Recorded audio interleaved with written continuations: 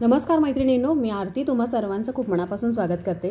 तर मैत्रिणींनो, चाटचे प्रकार कुणाला नाही आवडत आणि ते पण असा बाहेर मस्तपैकी धोधो पाऊस पडत असल्यानंतर चाट आणि ते पण पाणीपुरी कुणाला नको असते।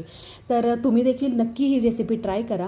तर अगदी झटपट तयार होणारी तुमच्याबरोबर मी पाणीपुरीचं रेसिपी शेअर केलेली आहे। त्याच्यामध्ये आपण तिखट पाणी, गोड पाणी म्हणजे चिंच आणि गुळाचं पाणी कसं करायचं ते देखील तुमच्याबरोबर शेअर केलेलं आहे। तर रेसिपी स्किप न करता बघा, म्हणजे तुम्हाला समजेल आणि रेसिपी आवडली तर ट्राय जरूर करा। तर चला आपण रेसिपीला सुरुवात करूया।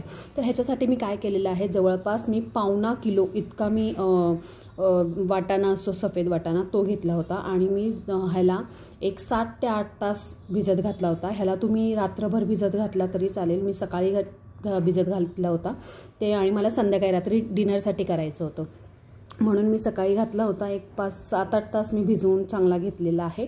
आता ह्याला आपण कुकरमध्ये टाकून ह्याच्यामध्ये मीठ वगैरे आता सध्या काहीच टाकायचं नाही, फक्त मी वाटाणा टाकला होता आणि शिजायला जर वाटाणा प्रॉब्लेम होत असेल ना तर किंचित सोडा टाकला तरी मऊसूत असा शिजतो। तर आता छानपैकी अशा मी 7 ते 8 शिट्ट्या त्याच्या काढून घेणार आहे। तिकडे इथे आपण आता चिंच गुळाची चटणी बनवूया। त्याच्यासाठी मी एक मूठभर अशी चिंच घेतली होती।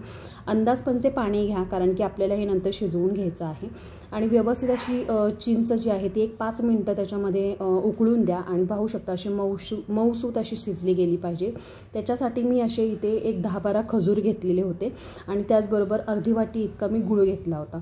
आता मी थोडंसं इथं गुळाचं प्रमाण जास्त ठेवलेलं आहे, कारण की मला जास्त आंबट पाणी नको आहे, त्याच्यामुळे मी थोडंसं गुळाचं प्रमाण जास्त ठेवलेलं आहे। तुम्ही तुमच्या आवडीनुसार कमी जास्त करू शकता।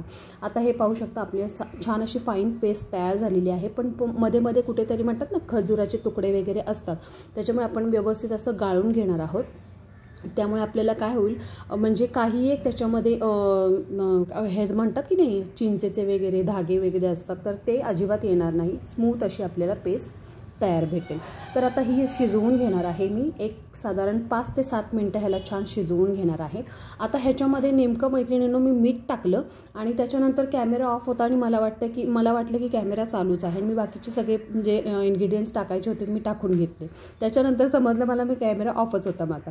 तर ह्याच्यामध्ये मी फक्त मीठ टाकलेलं आहे, चाट मसाला थोडासा टाकलेला आहे आणि आपलं जे काळं मीठ असतं की नाही ते थोडंसं टाकलेलं आहे। तुम्हाला चटणी किंवा म्हणजे लाल तिखट आणि तुम्ही थोडंसं जिरे पावडर देखील टाकू शकता, पण माझ्या छोट्या मुलीला आवडत नाही म्हणून मी त्याच्यामध्ये लाल तिखट वगैरे टाकलेले नाही आहे। तिकडे चटणी शिजते आपली, तोपर्यंत आपण इथे तिखट पाण्यासाठी मी इथे मिरची, वाटीभर पुदिना, वाटीभर कोथिंबीर, 1 इंच आलं आणि छान असं ह्याला 1 चमचाभर जिरं देखील टाकलं होतं बरं का। छान अशी त्याची पेस्ट करून घेतली आणि ह्याच्यामध्ये मी आता चाट मसाला अर्धा चमचा टाकून घेतलेला आहे, मीठ टाकून घेतलेलं आहे। त्याचबरोबर मी इथे रेडीमेड पाणीपुरी मसाला जो भेटतो तो वापरलेला आहे। ह्याच्याऐवजी तुम्ही जिरा पावडर वगैरे टाकली तरी घरच्या घरी हरकत नाही, पण मी थोडंसं टेस्ट चांगली येईल म्हणून मी रेडीमेड पाणीपुरी मसाला वापरलेला आहे। छानपैकी व्यवस्थित मिक्स करून घ्या आणि इथे तुम्हाला एक सांगायचं म्हणजे ह्याच्यासाठी तुम्ही थंड पाण्याचा वापर करा, जेणेकरून तुमची जी आपली तिखट चटणी आहे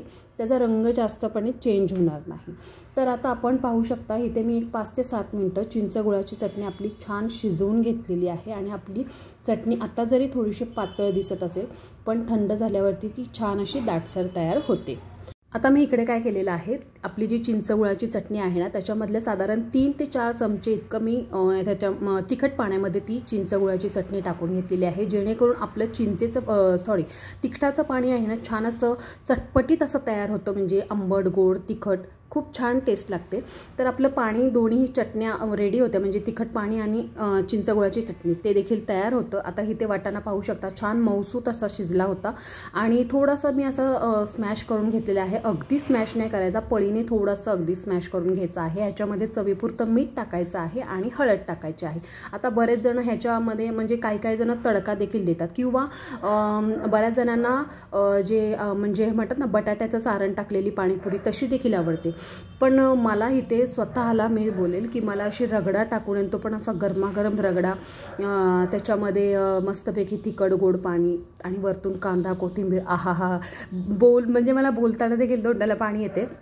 म्हणजे बाहेर आपण जे खातो ते वेगळंच, म्हणजे जसं की भैयाला म्हणतो की रगडा पिया थोडासा, मी तर म्हणतेच बरं का की भैया रगडा ना थोडासा गरम देणार। आणि ह्या पावसाळ्याच्या दिवसांमध्ये हे असे चाटचे प्रकार खाणं कोणाला नाही आवडणार. त्याच्यामुळे तुम्ही ना ही रेसिपी नक्की ट्राय करून बघा. आणि अगदी झटपट, म्हणजे आता हे बघा, चिंचगुळाची चटणी आपण तयार करून ठेवली, ती 2-2.5 महिने आरामात आपल्या डब्यामध्ये तुम्ही म्हणजे भरून ठेवली तर आरामात टिकते. तर आता इथे आम्ही सगळेजण आता जेवणासाठी बसलेलो होतो. मी डिनरसाठीच केलेलं होतं, त्याच्यामुळे सगळ्यांनी मनसोक्त असा आनंद घेतला पाणीपुरीचा. बाहेर जर गेलो आपण तर 20 रुपयाला आपल्याला फक्त 6 पुऱ्या, 5 किंवा 6 पुऱ्या भेटतात. आपण इथे अगदी म्हणजे कमीत कमी खर्चामध्ये मनसोक्त असं पाणीपुरीचा आनंद घेऊ शकतो. त्याच्यामुळे नक्की ही रेसिपी ट्राय करून बघा आणि जर आवडलं तर मला कमेंट बॉक्समध्ये नक्की सांगा. आणि आपल्या चॅनलला जरूर लाईक करा आणि जास्तीत जास्त लोकांबरोबर शेअर केला तरी हरकत नाही बरं का व्हिडिओ. आणि जाता जाता सबस्क्राईबचं बटन दाबायला अजिबात विसरू नका मैत्रिणींनो. आय होप तुम्हाला आपले व्हिडिओ आवडत असतील तर मला जरूर कमेंट नक्की करत जावा. त्याच्यामुळे मला छान असं अजून उत्साह येईल की तुमच्याबरोबर छान छान व्हिडिओ घेऊन येण्याचा. तर चला भेटूया अशाच पुढच्या छानशा व्हिडिओबरोबर. आम्ही मस्तपैकी पाणीपुरीचा आनंद घेतो. तर नवीन रेसिपीबरोबर, नवीन व्हिडिओबरोबर. तोपर्यंत सगळ्यांना धन्यवाद.